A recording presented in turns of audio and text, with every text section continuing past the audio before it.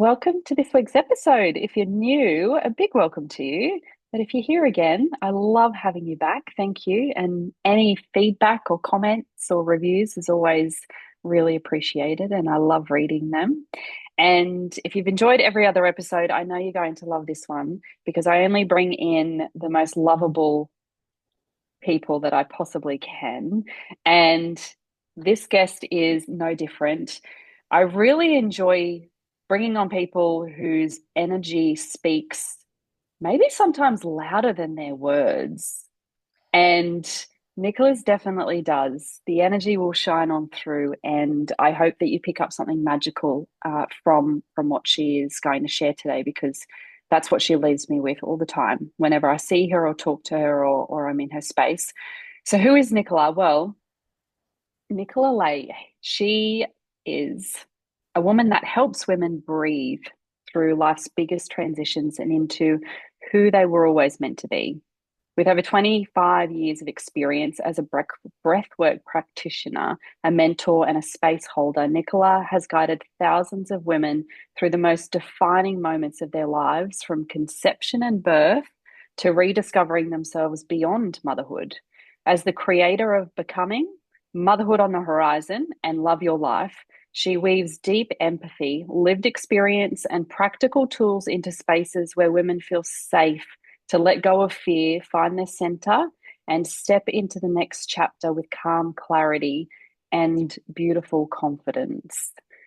So, hello, Nicola. Hello, I really find myself giggling at the bio. I feel like I'm really grown up, but actually I still feel like I'm about 15. I wonder if that's always how it's meant to be, because my grandparents will often say, I don't feel this age. I still feel like I'm 22. I still feel like I'm 25. So that's kind of sweet. It's kind of nice. But it's so good to have you here. Thank you for having me. I've been on your podcast and I love that I get to have you on mine, because I love that you get to be the focus and I get to dive on into everything that you have to offer us all. So I'd love you to start with, if let's go to when people say to you, who are you as a woman, let's just say as a woman in this phase and season of your life, who do you believe you are today? Who are you for yourself and for everyone around you? This is really interesting because we've got that little crossroads where I came on feeling giggly because I felt really young. But actually, I'm heading into the menopause stage now. I'm coming out of peri and really feeling the menopause just rising. And what I love about that is there's a sense of relief. It's really interesting because I'm getting to find myself in a different lens for the first time in a really long time. Like motherhood is still very, very much there, which that's a whole nother topic. We can come back around to that. But I'm in this phase where I'm calling in my future self because she's got a lot to say, right? And the thing is, I realize that all of my life, I've been kind of going, you go first, you shine brighter, I'll help you rise, I'll hold that space for you. But I've noticed on my own journey that now I'm going to let myself be seen and fully stand into her, because there's something about me that stayed quite quiet, letting, myself stay, better not be too shiny, better not speak too loud, just in case you say the wrong thing. But, everybody can go first. And there's a bit of this wise, I've got a feeling of her. She's got like long gray hair. I don't think I'll ever be gray, but, and she's like, come on, like, what are you doing? And I'm like, oh, okay. So she is calling me forward, and I feel like there's this bit of me going, I don't really care about what people think anymore. And it's the first time truly in my heart at this age of 51 that I can say, yeah, I'm a bit done with worrying about whether I'm offending or standing on people's toes or being too shiny and it's really a relief actually. And there's a little bit of me that feels sad that I haven't been able to let myself be there before. And I guess I've been caught in the wearing the practitioner's coat. And if you're, if that resonates with you, that's kind of when you're a caregiver, you can just stand behind kind of like this invisible screen of giving and feeling so much joy. And there's always been joy of watching people move through their life with, trauma to feeling on the other side. But then there's a bit of me that stays behind that screen because it's safe there. It's quite comfortable for me to be the practitioner. But now I get to sort of go, oh, coats off, here I am, all of me. And I'm really enjoying that. And that's come through a lot of next level growth that perimenopause really, really kicks butt on, so to speak. So that's where I'm at. I'm in the season of, letting myself be super shiny. Yeah. Oh, I love that. That's a quote. That is a quote. Do you think, do you think that can happen before we've lived a bit? Do you think, because, and I ask this because we're in this age, realm, society where we've got a lot of information, right? We're inundated. We've got Instagram people sending out quotes. And do you know what? I often think that these beautiful quotes that we see, or these preaching videos that we see from people, are often when they're in a good season of their day, their month, their few months, because it's going to crash somewhere again. And not to say that that's wrong, not to say that they're doing something wrong. That's just kind of how it is being human, having this experience, right? And so I wonder for you, because you're only a touch older than me, I wonder if you can really get to this phase or space without having some time behind you, without, can we really shortcut it? You know, I've been pondering on this lately for myself. Yeah, I do actually, because now I've come through this phase, I feel almost quite, um, there's this strength in going through the rite of passage of becoming, you know, into the menopause stage. And I teach a lot into rite of passage. And I believe that every time we enter into a new rites of passage, we have the magic and the wisdom to claim ourselves in whatever light we want to be. Because we have lived. When you've gone through a passage, you have lived. And I was even talking about it with my beautiful daughter who's just turned 13 and she's just experienced her first cycle. And I was joyous, going, "Come on, shall we do a circle?" No, mom. But then when we sat with it, and she went, "I don't want to do it the way that you want me to." And I went, "Absolutely." But what we did talk about was wisdom, about how she can hold space for girls that are going about to come into that phase themselves, and how we can support each other. And it doesn't need to be fear based and it doesn't need to be scary. It just needs to be, here's my hand, I've got you. I've been through this too. And it actually, she sat with it. And then the next day she said, "That was really cool, Mom. I hadn't thought about myself as having experienced something now."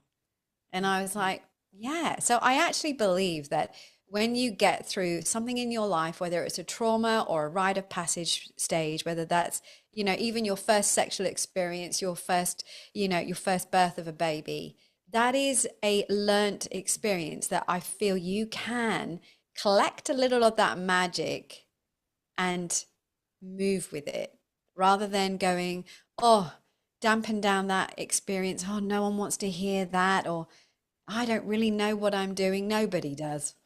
That's my thought process. And everybody is unique. And I feel like, how you were just saying a minute ago, we're in these phases at the moment. I think what I'm noticing is that everybody's kind of cookie cutting someone else's life and wanting to shape it the same as the next person.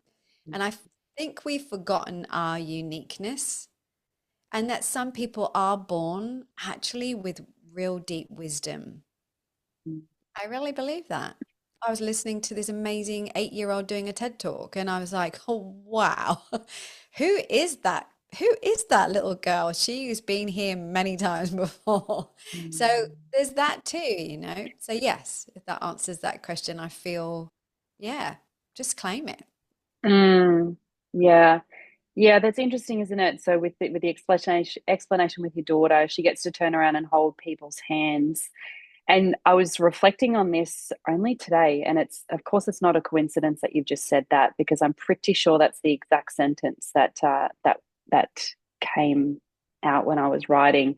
Because in the realm in my previous life, this life that feels like a lifetime ago, in my social work job, right? They teach you to be very professional. They teach you that you should keep your personal life very separate to your client's world and never share yourself. That's unprofessional. Don't do that. And that never really sat well with me because the biggest impacts on me when I was young or when I was with people was when people shared themselves to me and I could see parts of myself in them. So then I could feel comforted. I could feel like things were going to be okay. Perhaps because they'd already been through it before, or there are a few steps ahead of me in their journey, in their life experience, in their healing journey, whatever the case may be. And so the freedom that was created when I exited social work and exited the system of rules and I started working for myself was that, and only now I would say it's becoming even clearer because for a while there I was thinking to myself, don't share because people will think you should have your, you know, stuff together. I haven't sworn yet on the podcast, so we'll see if that goes to M rated versus G rated. But we'll it's too I don't want to share too much because then people will think that I'm failing too. There's Oh, and when you said I've been wearing the coat, right? The practitioner coat. And I imagine that there's a lot of that too on your journey where you felt like people are looking to me. So I really do I need? Yeah, I probably do need to have my ducks in a row for people to trust me. Have you experienced that on your journey? yeah, because I worked in a multidisciplinary clinic. I worked in palliative care. I've worked in, various different sectors of clinics where it's under kind of NHS in the UK or, not necessarily so much here, but yeah, and you're clinicalized. That's how they want you to be. But actually, when I worked in palliative care, I saw all the rules being broken on most days because you're having a lived experience with someone who's about to pass away. So actually, just be yourself because they need to feel safe with you and they need your emotional self in that moment, not, you know, hello, how are you doing today? Well, yeah, I'm dying here, so not great. So there would be so many moments. I think the only time that became a little stifled is, there were some protocols around going to funerals and, getting close to those people after that person had passed and all those things. It was just more to protect you. But um, ultimately, yeah, I have felt Mm, that. And I've worked in psychology centers where it's totally in a box. And I've gone, how can you hold space for someone if you're not sharing a little vulnerability of yourself so that they feel safe to mm, share theirs? And mm, I guess that's what I really break all the rules on that now. I mean, obviously, don't overshare to the point where it's I'm there counseling me, but sometimes you can say I can understand that, and then being mm, able to back it up with why you understand what they're moving through. It mm, makes you human. It really does.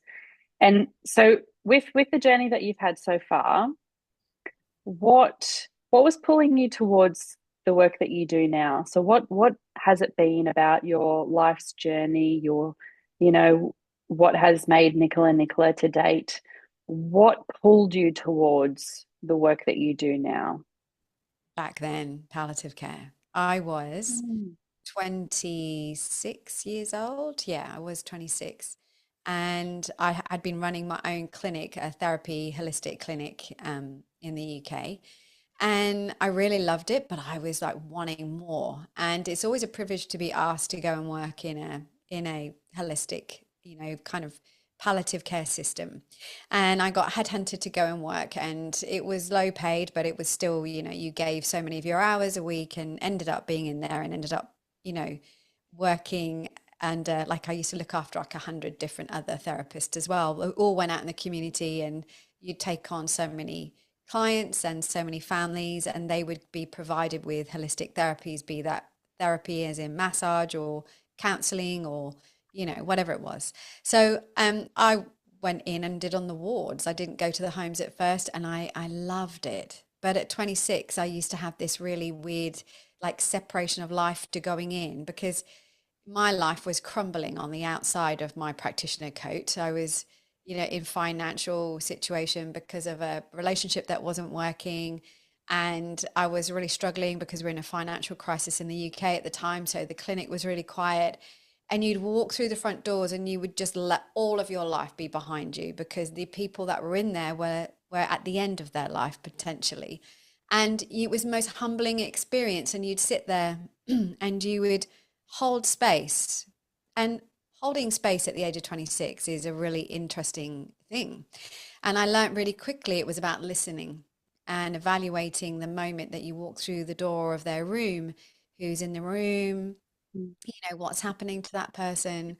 So I very quickly learned how to ground myself, because it was pretty emotionally unraveling, and to listen, really listen. And that person, if you were listening, they would just open up and they would tell you everything.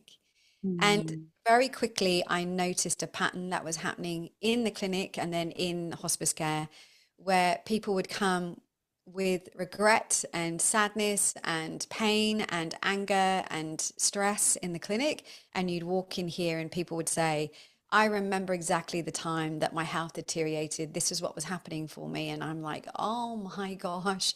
So it was a real moment of going, light bulb, I've got a mission and I'm on a mission. I need to help people not to continue their pain emotionally, holding it in the body. And I knew it was emotional holding.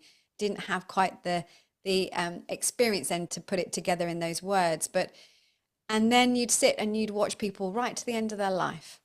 I sat with so many people, moments away from passing. I've Mm. sat and watched many people pass, and people lonely, people filled with family. You'd watch the dynamics of family coming in with their own guilt and sadness because they hadn't turned up, they had been too busy.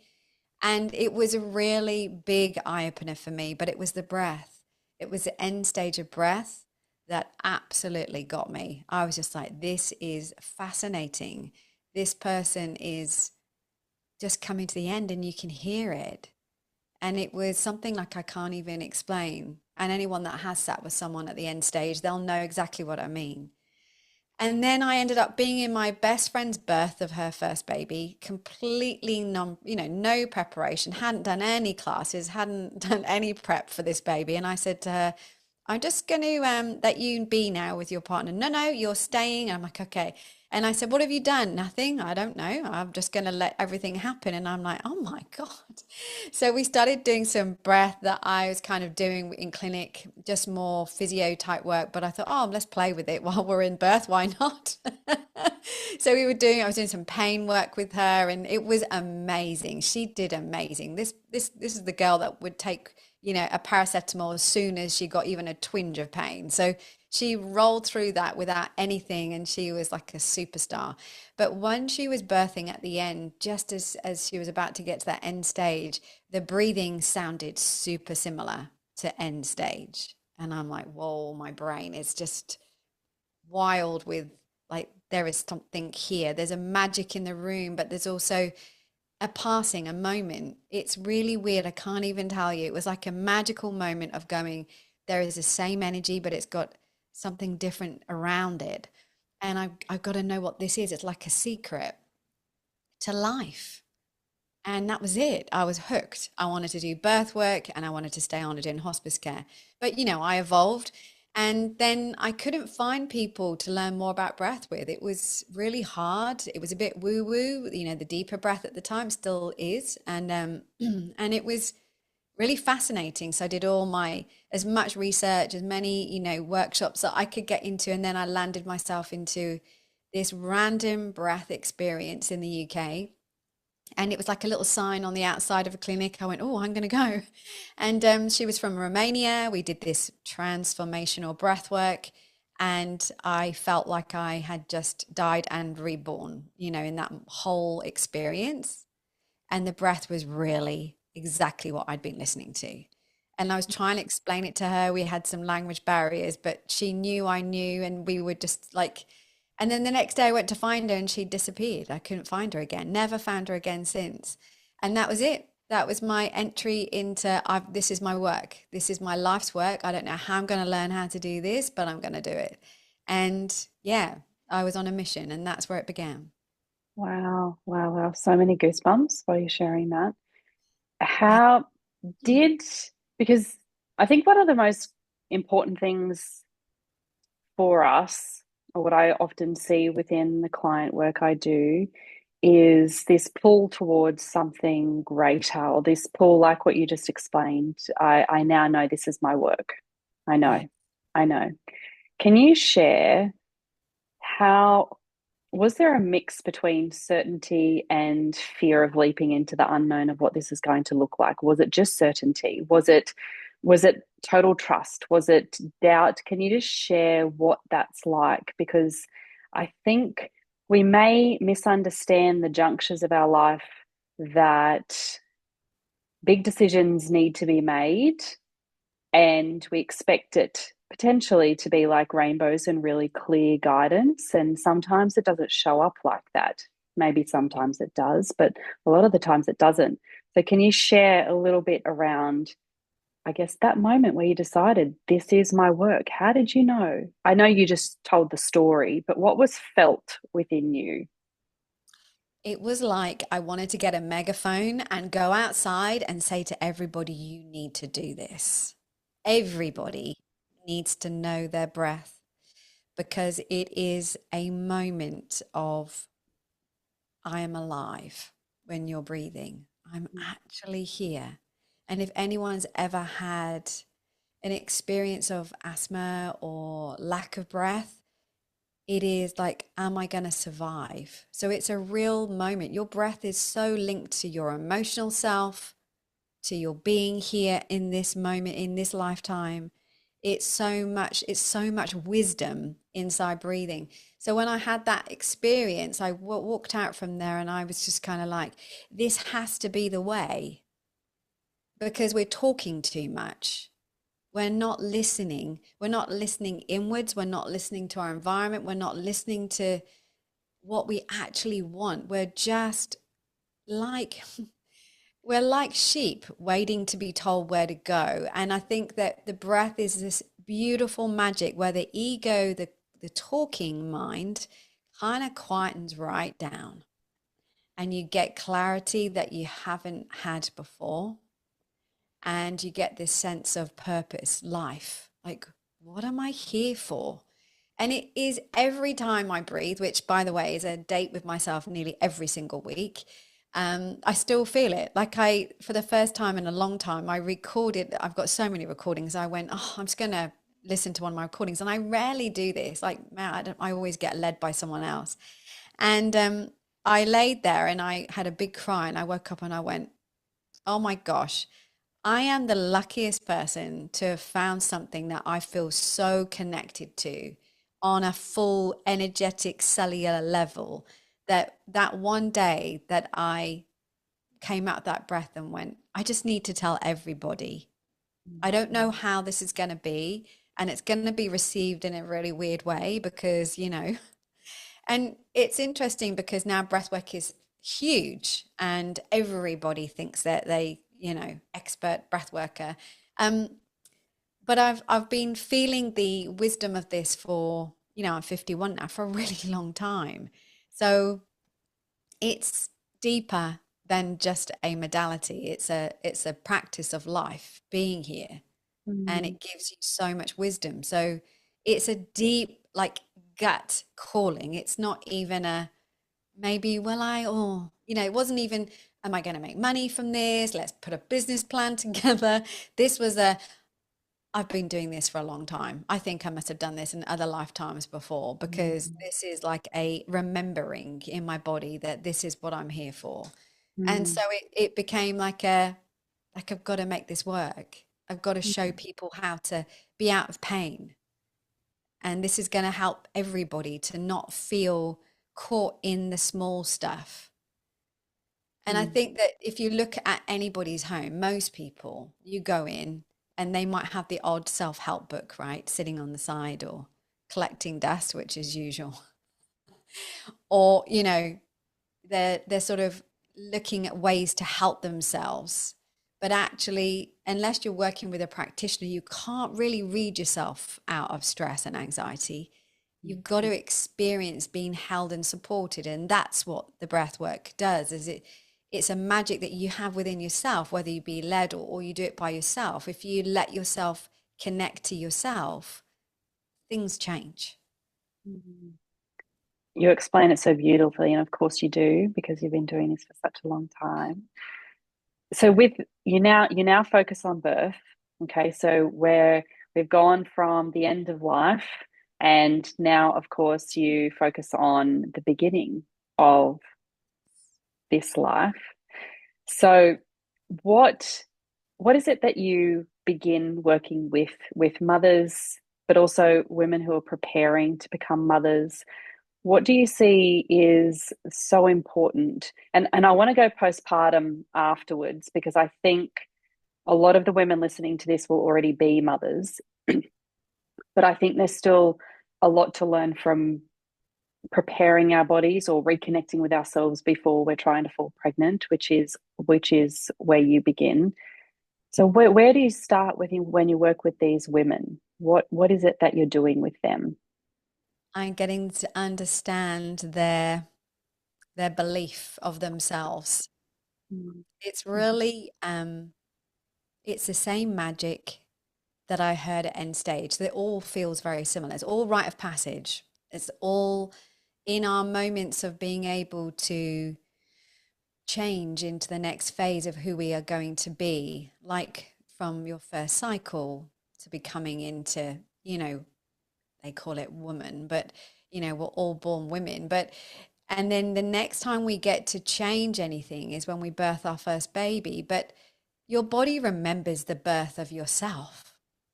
And we're either born into love or born into fear. And that's as simple as it is.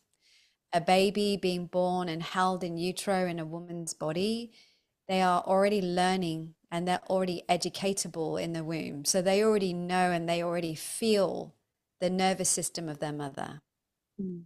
And that isn't for you to judge yourself if you're hearing that, God, I must have, messed up my child because I was a mess when well, I was too, and this is the thing, we all are.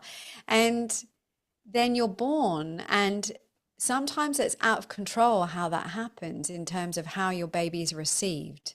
But we have to understand that even in a trauma, so to speak, what would seem traumatic birth, if your baby is met and received in love, they're then born into love. But if they're separated and mum's left in fear, Mm. dad's left in fear, or there is all of these belief systems of, I have to do this by myself. I am separate. I'm not born to feel connected. And as a human being, we're all born for connection. That's like, we're here for that, whether you believe that or not. And in life, if you were born into fear, you keep having an opportunity to create that healing of that fear. And that's where it comes up again in these life cycles of rites of passage. So as I'm preparing a mother and a father, because it takes two energy, it's a co-creation, we have to work out what's happened to you and Mm. what do you think about birth. And there's a whole like journey I experienced with them where I help them and to understand even how they cope with conflict, how they feel about it, how they feel about sadness, anger, what they think about universe, God, spirituality, Mm. everything. And it Mm. comes from inquiry and breath and connection of each other. What kind of relationship are you in? And it's not, the birth just comes and goes, as you know.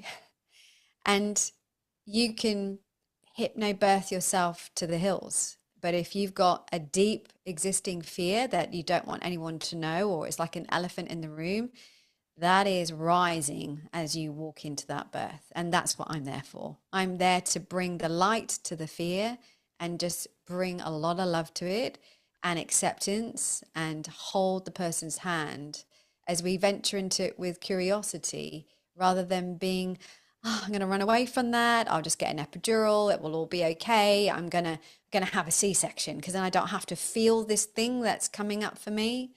And I've been there. I was that person, even with all the work that I've done. It came and gave me a little slap and said, "Here I am," and I'm like, "Oh, too scary." And I did lots of work on myself, but it was still. I've had a really few deep traumas as a child, and as I believe as I came into the world, but I'm still not sure. And I could feel it. And now this is rising again for me to do more work on it now. So it's more evident than it's ever been. And it's so beautiful because we've all got these experiences that sometimes are not even ours that we're holding on to, but we don't know unless someone actually shines a light to it and says, "Oh, do you think that that's yours?" And let's breathe Mm, into that. And then all of a sudden they realize, God, I can just put it down. mm. Yeah. So Have it's, you have you found that through these rites of passage that you're talking about, so for your experience and everybody else's experiences that you've worked with, do they have the same flavor? Is it the same? Is it the same stuff that comes up? And because as you're talking, I'm thinking obviously what I can identify for myself. If I think about the rites of passage that I've had so far, I think the big ones have been, well, entering marriage was a big rite of passage for me because I was terrified of it and I didn't think that I would ever do it. And then becoming a mum was a huge rite of passage because, again, I was terrified of it. And I said that I would never have children in my lifetime. So, and of course, that evolved and shifted, and I became a mum. And when I look back on just those two, the same theme or flavor has arisen and did rise, which for me, my flavor is always feeling trapped and losing freedom and entrapment and not being able to do what I wish. And so it's the loss of freedom and that entrapment. And I use that word, and that's popped up in previous relationships. It's always that flavor. So I wonder, is it the same flavor and it's just a different layer, new layer, new devil, right? As they say. What do yes, you what do you see? yes. So mine is I have to do everything by myself. Therefore, I will separate myself and I will always separate myself when I'm feeling uncomfortable, when, I don't belong. That's another one for me. They're all very similar. So they're edges of the same experience. I know, even just listening to you, that there would have been something which was you may have been separated and put into a bassinet and separated. So then you would have been trapped. Like, why is no one holding me? What's happening here? We think that we don't remember ourselves as babies. Well, we're not consciously remembering, but our body is still the same body and it's got all of this memory. And when I breathe with someone and I say to them, "You are loved and supported, everybody's here for you." And they just often will fall apart because it's that realization of, "Oh, I am actually." And it's a moment of remembering that I don't have to keep being worried about this anymore. I don't need to keep holding it. So you're right. It's the same thread that travels from the birth all the way through your life. And you will probably, bring in maybe relationships that create for me, I don't belong. So I would separate myself. So the relationship never got going because I was always keeping it on a hold. And I remember saying to my husband now, when we were together for about 6 months, he went, "You won't let me like hold you, like not really." And I was like, I do. And I got really upset about it. But then I realized he went, "I'm not going anywhere." And I'm like, "Oh, okay, that feels uncomfortable." And I'm not going to go and be with someone else. So you can relax. And I thought, oh, that means he might want to be here for a bit longer. And then, for me, until that time of meeting him in my 30s, I'd always attracted men that would have left, gone with other women, or kept me on the Mm, side like a piece of cake, oh, I'll have a little bite when I feel like it. And that was an anticipation of an expectation that I would become separate. And that came from my childhood. mm, And I know that it's a familiar feeling for me. So there is a familiarity in different places, even with friendships, it comes up there as well. So it comes up for you to heal it. mm, I always ask people, what activates your sadness? mm, People will sit into it and they'll sort of talk about it a little bit. And then at the end, I'll say to them, that's the place that we need to spend the time healing. And the mm, sadness with me was I never feel like I quite belong. mm, I was at school, never felt like I quite belonged. I was never in the gang. I was never introduced. I was always the one that, when they were doing the sport lineup, I was always like the ones towards the end. And you'd be like, I don't know why I'm feeling so separate. And it's come up with money. I'm separate to money. Money doesn't maybe belong to me. Therefore, I'll just give myself for free. So it's a lot of healing, And so it mm, comes, and this is the same thing that comes when we're getting ready to have a baby. It's exactly the same energy. All of mm, that fear is, hmm, I don't really trust that I'm going to be held in this birth because, I'm separate. And therefore, I'll just do this over here. No one's to look. And it would be the same thing again. So in birth, I kind of try to separate myself from myself, but I couldn't. And then I was in an internal battle the whole way. And mm, it was an arduous experience. And mm. I was fighting with myself the whole way through. And then when I had the baby, I went, oh my God, I have just got a download of wisdom. Oh, I'm just trying to fight myself all the time. I'm so done with this.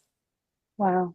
Yeah, so Mm, there's so many moments that when you move through the hard, arduous moments of yourself, it's such a gift. mm. It's always teaching you something. And as we move through the pregnancy and we go through the birth process, and then we come into postpartum, Yes, what do you see on this journey, the exactly. postpartum journey? The Is same. exactly the same. So I felt it not with my first, but my second. Mm, I went into avoidance, separate myself, wasn't really wanting to, like I loved her deeply. We had a lot of trauma with her health when she was born. And so I felt a little separate to her because I'm like, what if she doesn't make it? mm, What if she doesn't thrive? And then mm, I threw myself into work, like, and she was a colic baby.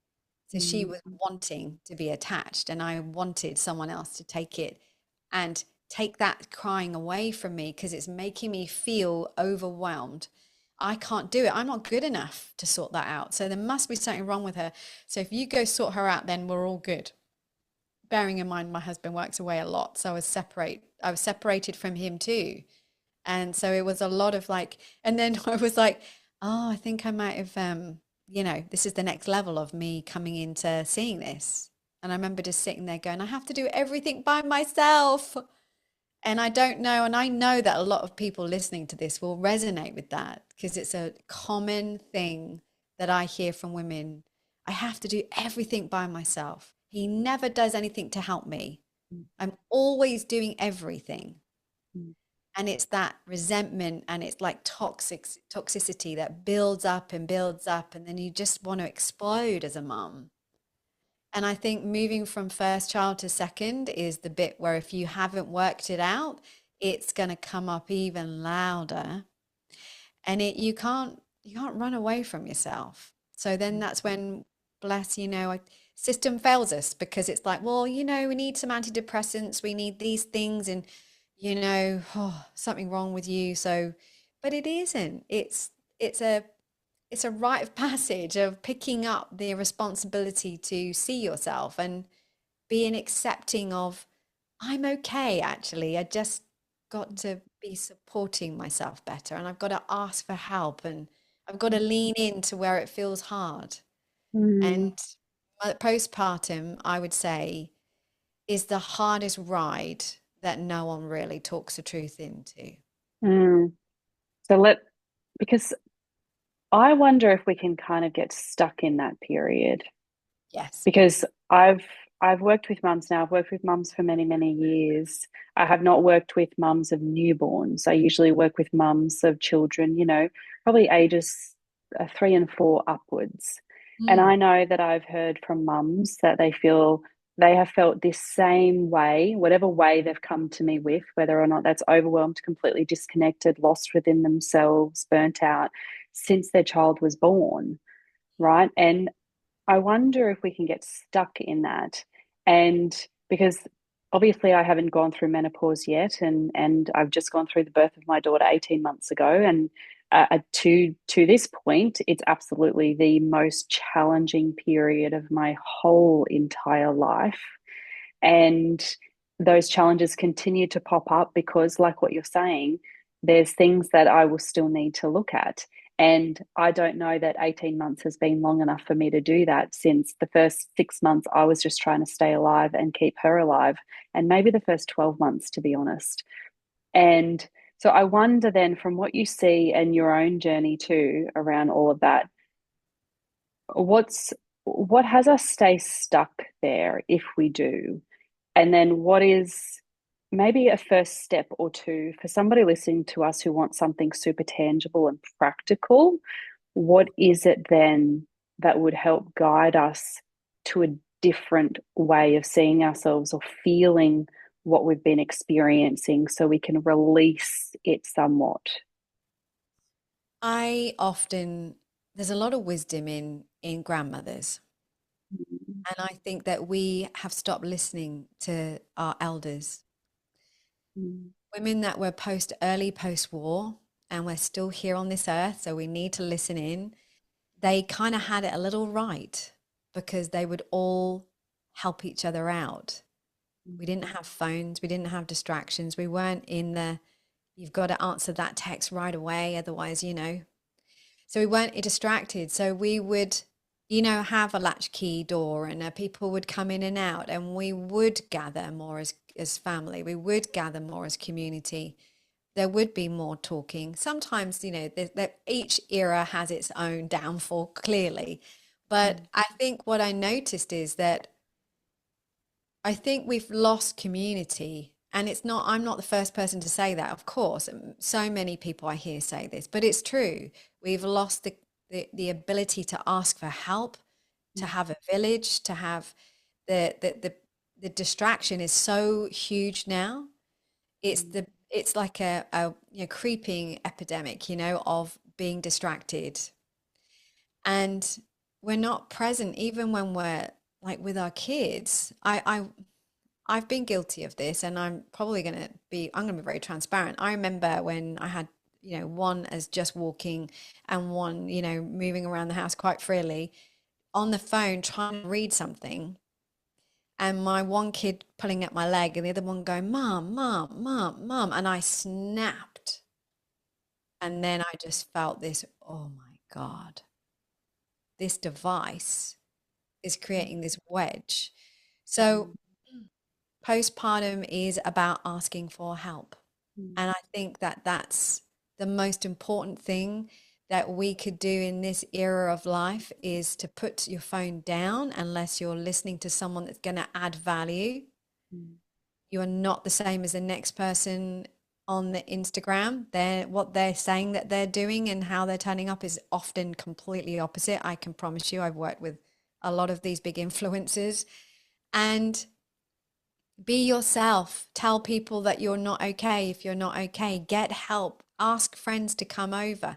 mm, Create your circle, mm, and be careful of the circle that you're creating as well, because often as mothers, when we're new mothers, we will connect with other mothers because they've got a baby. It doesn't mean that they're necessarily going to be the right people for you.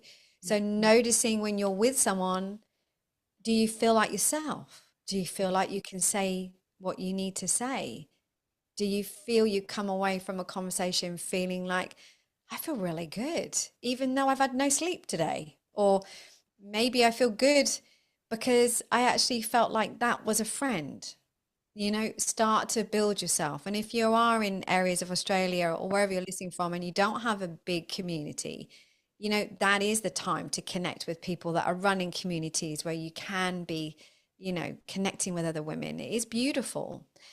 And I think that that's the biggest thing, that women have got a weird sense of, I can't ask for support. It's the biggest theme that I've seen in the last 20 years of working in pregnancy and postpartum, is there's almost a failure kind of thought process when you say, I'm not coping. I might need someone just to come and just be with me for a bit. And I just knew it because I walked through it myself. Mm, If I ask for support, they might think that I'm doing a shit job of being a mum. And if I ask my husband, he'll think, what's wrong with you? And I think that's the hardest part, is that your partners, if you don't tell them what it's like, and there's a whole nother thing to this, but if you don't say how you are truly, honestly, no one knows, mm, and it becomes silent. And then this build up of whatever it is just gets bigger and louder. And then all of a sudden you feel like you're just at the end of your mm, capacity of coping. mm, And I promise you, without making it feel, because I feel like being a mum is a privilege, it's hard. There's no doubt about it. And I think what every stage you go through with being a mum gets you prepared for the next stage that's coming. So babies, and then I'm there now. I'm in a age where I've got a 13-year-old and a 10-year-old. And I start to have worry now that my 13-year-old now is, I've got no capacity to know whether I could control a situation for her now. In a minute, she's going to want a boyfriend. In a minute, she's going to want to drive a car. In a minute, she's going to go here. And I'm like, I don't know where she is. I don't know who she's hanging out with. And my whole radar starts to, beacons and flashing lights. And mm, it's a weird thing because, you worry about them when they're tiny, just walking from one part of the room to the next. And now I'm worrying about whether she's going to get in a car and be with someone that's drink driving or whatever. And your mind starts to ruminate. But I think that if I feel like that, I talk it out and I know I'm okay because I'm asking for support. mm, And that's the problem. And the other issue is the communication between you and your partner, or if you're a single mom, which a lot of women are now, is having people to talk to. But if you're living with a partner, it's this thing that we've got to stop doing now, where that's your job and that's mine. We're a team. I see family like a business. mm, This is the business of running a family, and we all get to do part of it.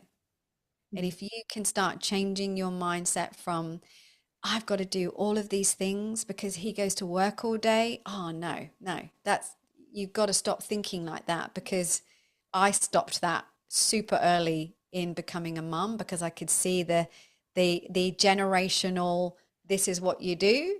And I realized it wasn't going to work for me. And I mm. didn't want to be at home all day with the kids and then have to do the whole 1950s housewife. Hi, honey, glad you're home.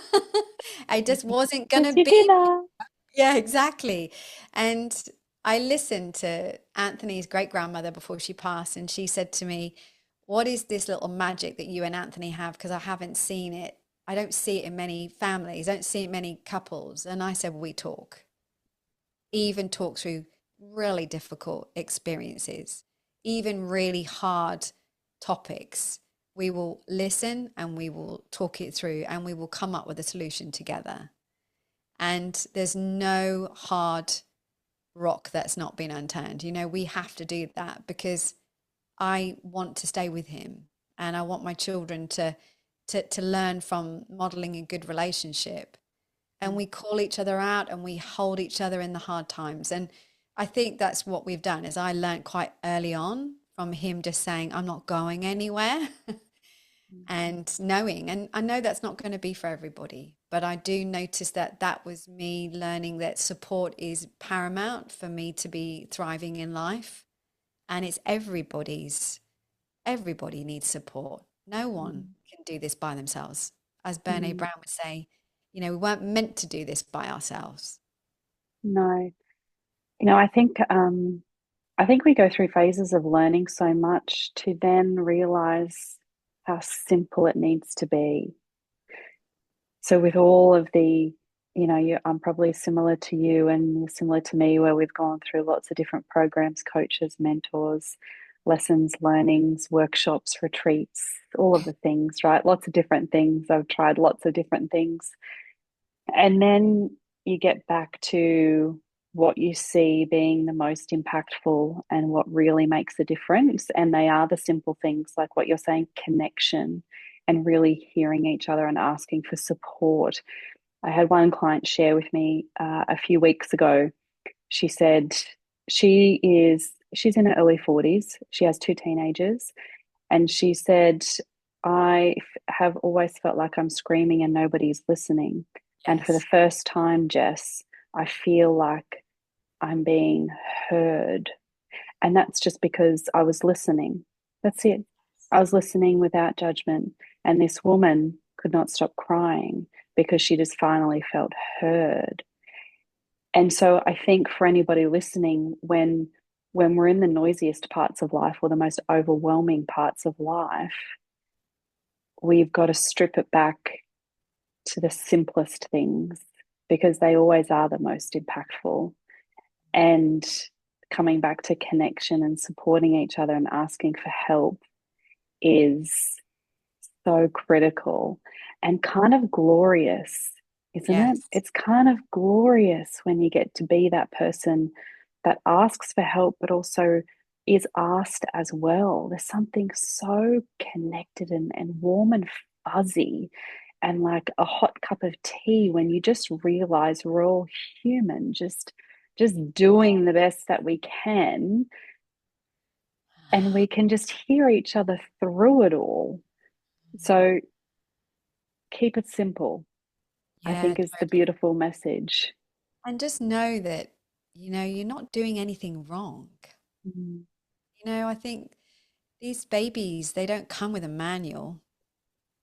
We don't come with a manual on how to fix ourselves. We have to reach out and get someone to do what they did with you, and the same that people do with me. And, mm, I too had a beautiful and amazing call even just yesterday with this woman who just turned 40. And she texted me today and said after the call, which I was kind of like, oh my God, that's a heavy thing to give someone on their birthday, is go make, I sort of saw the entry point and in we went, we went down into the darkest part of her thinking. She sent me a message today saying, I honestly believe now that I've fully arrived into this newness of being 40 and I mm, can't wait to do more because I feel like for the first time I actually saw myself. And you can't help but feel emotional about that for that person. I'm always bringing up the emotion when I'm with people. I'll often have a tear and, an empathy moment of going, wow. And, I step out and I'm like, I feel so grateful to be able to hold space for someone else. It's mm, like the most beautiful work in the whole world is to mm, just do that. And you don't have to be a therapist to do that. You mm, can sit with a friend and make the cup of tea and just go, it's okay. mm, We're all going through stuff. mm. Life I is think, messy. yeah, I think this is a beautiful full circle to what you were sharing in the beginning, where it's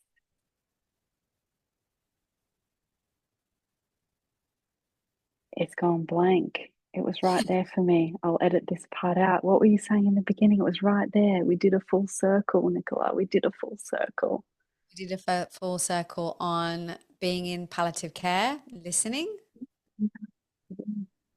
Oh yes, the um the full circle of coming back to being your full expression. You were Yeah. saying that you finally feel like now you don't give a toss what anybody thinks and you can just be you. Yeah. And I think what you've just shared there is the full circle, because in our fear of being our full selves, little do we realize that it's in being our full selves that you create the tearful moment for the other women around you to feel like they can be their fullest self too.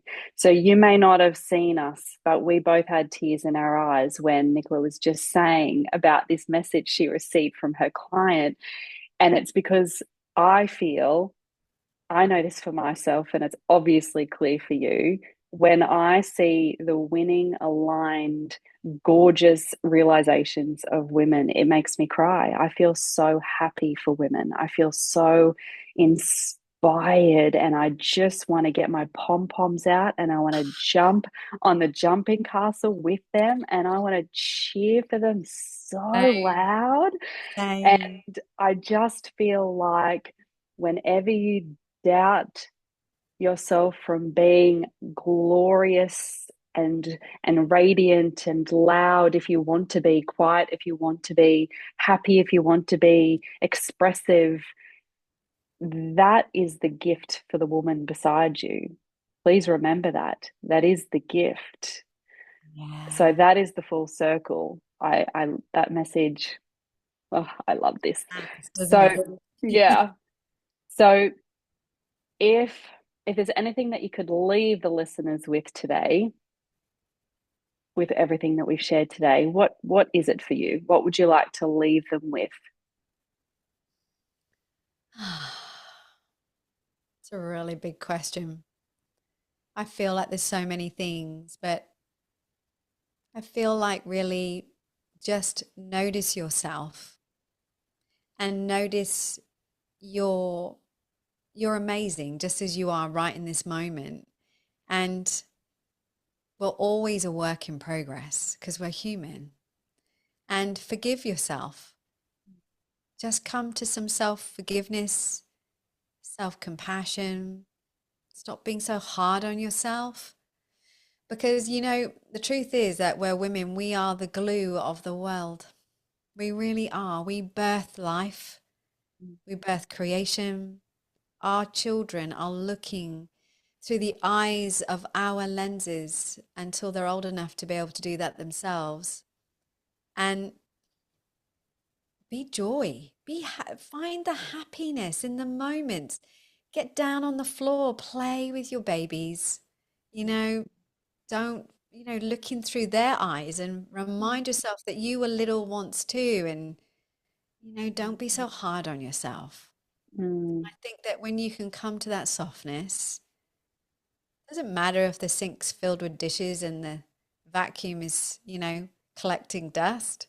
Doesn't matter. None of that matters. It's how you feel in yourself as you're in those moments. That's my biggest takeaway now as a mom of two daughters older, is there are some moments. I just want to share one moment so that you know that I'm real here. I was so busy avoiding being a mum to my second baby that I was doing sort of 60 hours a week of clinic and working, and I was a studio manager. I was very busy. We lived in Sydney, so we were having to work to make bills happen and, pay things. And my husband kept saying, let's move to the Gold Coast. Let's just move. And I'm like, no, no, very resistant. And got to Noosa on a holiday, and my daughter was turning 1 while we were there. And she's sitting on the edge of like this, like infant, like baby's toddler pool. And she was obviously doing, mixing water with cups or whatever. And my husband was with her, but I was busy head in laptop, doing all the things, doing all the rosters for all the staff and trying to answer calls for clients that needed SOS help. And I looked up in a moment of just thinking, and I saw this beautiful little girl at the side of this pool. And I thought, oh, isn't she really beautiful? And it just hit me like a boom. Oh my God, that's my baby. And I didn't even recognize her.